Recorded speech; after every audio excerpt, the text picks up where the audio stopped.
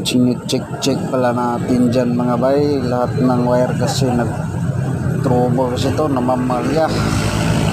Tingnan natin kung mayroon bang sunog o grounded, kaya inisa-isa natin yung wire.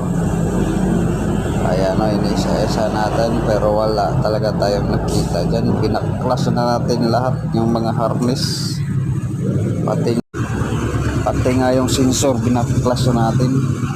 Pinalitan na natin to ng fuel pump, pati nga yung servo, throttle body, tsaka yung injector line, tsaka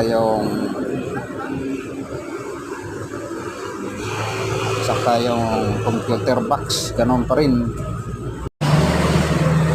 Kaya isa-isa na lang natin dyan pag baklas. Baka sakaling makita tayo ng sunog, wala pa rin tayong nakita sunog talaga. Ganun pa rin, bago na to lahat, ignition coil at saka spark plug, bago na to lahat. Ganun pa rin yung trouble, mamamalya minsan.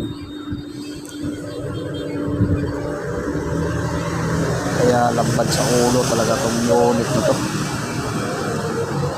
Isa-isa na natin dyan, wala tayong nakita. Tapos punta naman tayo sa ino-off natin, tapos tinitingnan, pinaandar natin lahat ng aircon at saka lahat ng ilaw. Wala talaga tayo makita. Ano kaya problema to mga bay? Tagal na itong ganito, mga dalawang taon na, mamamalya.